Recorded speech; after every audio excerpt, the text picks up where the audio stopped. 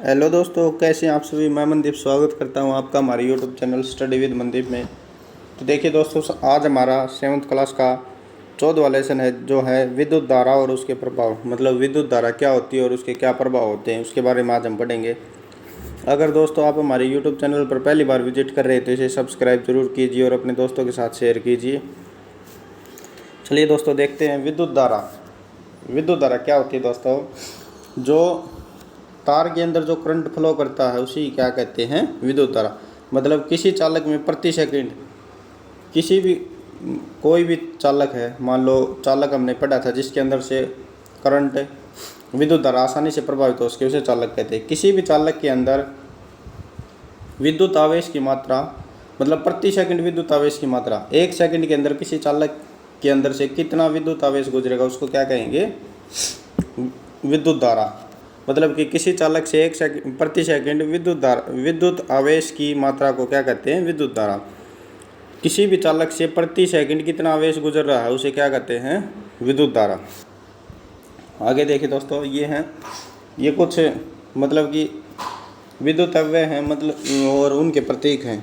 विद्युत सामग्री और उनके प्रतीक है। विद्युत सेल का प्रतीक ये इस तरह का दोस्तों। विद्युत बल्ब का ये ऐसा स्विच ऑन है तो ऐसा है, स्विच ऑफ हो जाएगा तो ये हट जाएगा इसका कनेक्शन। बैटरी का कैसा है? ये संयोजी तार का कैसा है? बिल्कुल सीधा। तो ये याद रखने दोस्तों, कई बार ये पूछ लिए जाते हैं कि विद्युत सेल का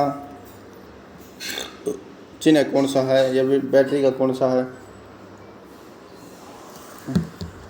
बल्ब केवल तभी दीप्त होता है जब स्विच ऑन की स्थिति में हो तथा प्रयुक्त बंद हो। मतलब बल्ब कब दीप्त होगा, कब प्रकाश देगा? जब स्विच ऑन होगा या प्रयुक्त बंद होगा। बल्ब में एक पतला तार होता है जिसे बल्ब के अंदर एक पतला तार होता है जिसे क्या कहते हैं? तंतु अथवा फिलामेंट कहते हैं। यह तभी दीप्त होता है जब इससे विद्युत धारा प्रभावित होती है। मतलब बल्ब के अंदर बल्ब में एक पतला तार होता है अथवा एक पतला तार या फिलामेंट होता है, और ये जब बल्ब कब दीप्त होगा? जब इसके अंदर से जो फिलामेंट है इसके अंदर से विद्युत धारा प्रभावित होगी। यदि बल्ब का तंतु टूट जाए तो वह फ्यूज हो जाएगा। मतलब ये नहीं है दोस्तों, जैसे ये है और यहाँ ये तंतु होता है बल्ब के अंदर, ये इसी को क्या बोलते हैं? फिलामेंट और इसी को बोलते हैं फ्यूज। अगर ये ख़त्म हो जाएगा तो लट्टू क्या हो जाएगा? फ्यूज हो जाएगा बल्ब। और अगर इसके अंदर से विद्युत धारा प्रभावित होगी तभी बल्ब क्या होगा? दीप्त होगा। आगे देखिए, स्विच ऑन की स्थिति में होता है तो बैटरी के धन टर्मिनल से बैटरी के ऋण टर्मिनल तक प्रयुक्त पूरा होता है। जब स्विच ऑन होगा तो बैटरी के धन टर्मिनल से लेकर, मतलब कि पॉजिटिव से लेकर नेगेटिव तक का जो प्रयुक्त है वो पूरा होगा। पूरा होता प्रयुक्त को तब बंद कहा जाता है जब सारे प्रयुक्त में भी तुरंत विद्युत धारा प्रभावित होने लगे। मतलब जो प्रयुक्त बंद होगा कब होगा? जब पूरे जो प्रयुक्त है, मतलब कि जो पूरा वायर है या जो कोई भी, जब जहाँ तक हमें विद्युत पहुँचानी है उसके अंदर पूरे के अंदर विद्युत धारा प्रभावित होनी शुरू हो जाए तो उसे प्रभावित होने लगती है तो उसे क्या कहते हैं? बंद प्रयुक्त। जब किसी तार से कोई विद्युत धारा प्रभावित होती है तो वह तब तो हो जाता है, इसे विद्युत धारा का तापीय प्रभाव कहते हैं। मतलब क्या होता है? जब किसी तार या किसी चालक से विद्युत धारा बहती है तो वो तार या चालक गर्म हो जाता है, तो इसी को क्या बोलते हैं? विद्युत धारा का तापीय प्रभाव। जैसे आपने देखा होगा कि हम जो बिजली के जो हमारे, जैसे हमारा बल्ब है, बल्ब ज़्यादा देर चसने से उसमें क्या हो जाता है? दीप्त होने से गर्म हो जाता है, इसलिए उसको क्या बोलते हैं? उसमें प्रभाव। जब किसी चालक से विद्युत धारा प्रभावित होती है तो वह गर्म हो जाता है और इसी को क्या कहा जाता है? विद्युत धारा का तापीय प्रभाव।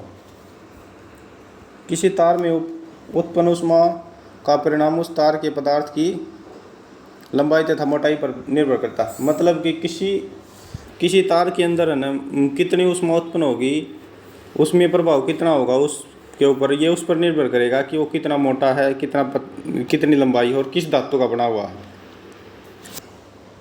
ठीक है, ये कह रहा है कि किसी तार के अंदर उत्पन्न ऊष्मा का परिणाम उस तार के पदार्थ की धातु, मतलब वो किस धातु का बना है और उसकी लंबाई कितनी है और मोटाई कितनी है, इस पर निर्भर करेगा। ये पूछ सकता है दोस्तों कि विद्युत धारा का जो तापीय प्रभाव वो किस किस पर निर्भर करता है? वो निर्भर करता है चालक की धातु की किस से बना हुआ है और लंबाई और मोटाई पर। विद्युत प्रयुक्तों को जोड़ने में प्रयोग होने वाले तार संयोजित तार सामान्यतः गर्म नहीं होते। मतलब जो विद्युत प्रयुक्त होती हैं उनको जोड़ने के लिए जो तार प्रयोग किए जाते हैं वे संयोजित तार गर्म नहीं होते। इसके अतिरिक्त कुछ विद्युत सादृश्यों में अवयव इतने अधिक तप्त हो जाते हैं कि आसानी से दिखाई देते हैं। विद्युत बल्ब में तंतु अपने उच्च ताप तक तप्त हो जाते हैं कि दीप्त होकर प्रकाश देना आरंभ करते हैं। मतलब जो संयोजित तार होते हैं वे तो गर्म नहीं होते, और लेकिन कुछ अवयव ऐसे हैं, कुछ मतलब कि कुछ दो तत्व या चालक ऐसे हैं जो इतने गर्म हो जाते हैं कि दिखाई देने लगते हैं, जैसे कि बल्ब का तंतु गर्म होकर प्रकाश देना शुरू कर देता है। आगे देखिए, विद्युत बल्ब प्रकाश के साथ ऊष्मा उत्पन्न करते हैं जिससे विद्युत ज़्यादा खर्च होती है। जो देखिए दोस्तों, ये जो बल्ब होते हैं और एलईडी के अंदर क्या फ़र्क होता है, जो हमारे बल्ब होते हैं वे विद्युत के साथ क्या करते हैं, जो हमारे बल्ब होते हैं वे विद्युत ऊर्जा को ऊष्मा ऊर्जा और प्रकाश ऊर्जा के अंदर परिवर्तित कर देते हैं, जिससे जो हमारी विद्युत ऊर्जा का काफ़ी जो भाग है वो ऊष्मा के अंदर परिवर्तित हो जाता है, जिससे इसके अंदर विद्युत धारा ज़्यादा लगती है। जबकि एलईडी और सीएफएल और एलईडी के अंदर ऐसा नहीं होता। ये मतलब कि बल्ब के कंपैरिजन में बिल्कुल कम न के बराबर ऊष्मा उत्पन्न करती है, इसलिए इनकी जो ऊर्जा है पूरी वो किसके अंदर यूज होती है, प्रकाश के अंदर। तो इसलिए क्या ये जो एलईडी और सीएफएल हैं ये कम लाइट का इस्तेमाल करते हैं। प्रदीप्त नलिकाओं तथा सीएफएल में पारे का वाष्प होता है जो विषैला होता।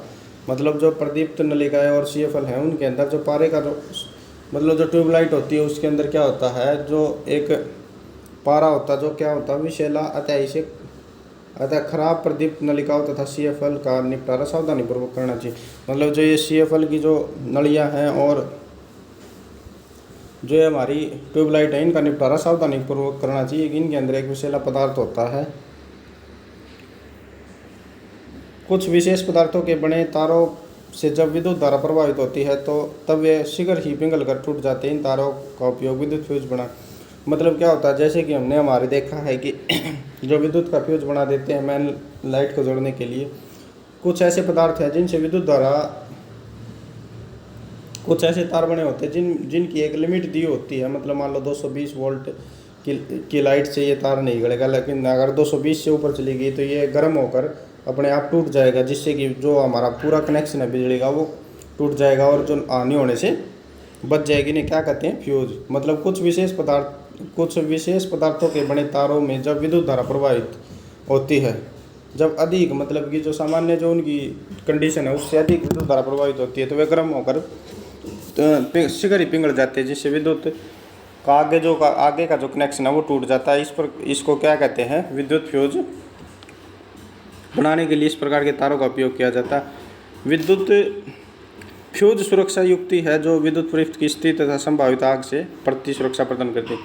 मतलब फ्यूज क्या है, फ्यूज एक सुरक्षा युक्ति है जो विद्युत प्रयुक्त की स्थिति तथा संभावित आग से सुरक्षा करती है। मतलब जो विद्युत प्रयुक्त के अंदर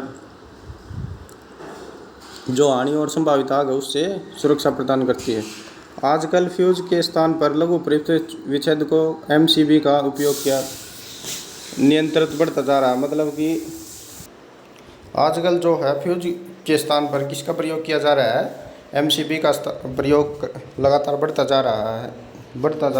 एमसीबी क्या होती है दोस्तों, जो हमारे घर के अंदर एमसीबी का यूज़ नहीं करते, जिससे अधिक विद्युत धारा प्रभावित होने पर या कहीं शॉर्ट सर्किट होने पर ये अपने यहाँ पर क्या हो जाती है, गिर जाती है, जिससे विद्युत धारा का निरंतर प्रभाव कट जाता और हानि और नुकसान होने से बच जाता। आजकल फ्यूज के स्थान पर ये हो गया दोस्तों, मतलब एमसी का प्रयोग किया जाने लगा। विद्युत धारा का चुंबकीय प्रभाव, जब किसी तार से विद्युत धारा प्रभावित होती है तो वह चुंबक की भांति व्यवहार करता है। मतलब जब हम किसी तार से विद्युत धारा प्रभावित करते हैं तो वो जो तार है वो एक चुंबक की तरह व्यवहार करता है।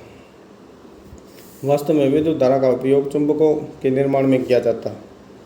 मतलब जैसे मान लो ये कोई तार है और इससे जब हमने विद्युत धारा प्रभावित की तो ये कैसा व्यवहार करने लगा, चुंबक के जैसा। जैसे मान लो यहाँ कोई चुंबकीय पदार्थ गिरा, लोहा है या कोई अन्य धातु है, उसको ये अपनी ओर आकर्षित करने लगा, तो इसमें क्या आ गया, विद्युत चुंबकीय प्रभाव। मतलब जब किसी तार के अंदर से विद्युत धारा गुजरने पर वह तार के जैसा चुंबक के जैसा व्यवहार करना शुरू कर दे तो उसे क्या कहते हैं, तो उसके अंदर विद्युत धारा का चुंबकीय प्रभाव उत्पन्न हो जाता है। और जो विद्युत धारा का प्रयोग चुंबक बनाने के लिए भी, चुंबकों के निर्माण के लिए भी किया जाता है। विद्युत चुंबक किसी तार या कुंडली के अंदर से उत्पन्न विद्युत धारा गुजरती है तो तार के कुंडली के चारों ओर विद्युत क्षेत्र उत्पन्न हो जाता है। इस प्रकार की तार कुंडली को विद्युत चुंबक कहते हैं। मतलब जैसे जो हमारे पंखों के अंदर या हमारी जो मोटर है उनके अंदर क्या होता है, तारों की एक कुंडली लगी होती है। जैसे ये एक तारों की एक कुंडली लगी हुई है। जब इसके अंदर से हम विद्युत धारा गुजारेंगे तो क्या होगा, इसके अंदर मैग्नेटिक फील्ड मतलब कि विद्युत क्षेत्र उत्पन्न हो जाएगा। क्या होगा, मैग्नेटिक फील्ड मतलब कि चुंबकीय क्षेत्र। जब इसके अंदर से हम विद्युत गुजारेंगे चारों ओर चुंबकीय क्षेत्र उत्पन्न हो जाएगा। कैसा क्षेत्र, चुंबकीय क्षेत्र। तो इस प्रकार की तार या कुंडली को क्या कहते हैं, विद्युत चुंबक। मतलब ये तो हमने पढ़ा है, किसी तार के अंदर से जब विद्युत धारा गुजारी जाती है तो उससे क्या हो जाता है, वह किसकी तरह व्यवहार करने लगता है, चुंबक की तरह। लेकिन देखिए दोस्तों, जब ये तो एक सीधा बिल्कुल तार था, लेकिन अब हमने क्या किया, तारों की कुंडली बना दी। मतलब काफ़ी तार एक जगह एकत्रित कर दी। ये जितने ज़्यादा तार होंगे, मतलब कि जितने ज़्यादा तार होंगे चुंबक उतनी ही ज़्यादा बढ़ेंगी। तो इसलिए आपने देखा होगा जो हमारी जो चक्की और ये जो हमारे घास काटने के जो गंडासे हैं, इनकी जो मोटर्स होती हैं, वे मतलब उनके अंदर जो ये तांबे की जो ये कुंडली है तारों की, ये काफ़ी अधिक होती है। क्यों होती है, क्योंकि इनको मतलब ज़्यादा मैग्नेटिक फील्ड की ज़रूरत होती है, जिससे मतलब कि ये ज़्यादा काम कर सके और ज़्यादा ताकत लगा सके। जबकि हमारा जो छत वाला पंखा होता है उसके अंदर तारों की जो संख्या है वो कुंडली कम होती है। क्यों होती है, इसको कम मतलब कि कम पावर की आवश्यकता होती है। तो देखिए दोस्तों, ये था हमारा आज का लेसन, 14वां लेसन विद्युत चुंबक और उसके चुंबकीय प्रभाव। तो लगातार हमारे यूट्यूब चैनल से जुड़े रहने के लिए study with Mandeep YouTube channel को सब्सक्राइब कीजिए और अपने दोस्तों के साथ शेयर कीजिए। जय हिंद, जय भारत दोस्तों।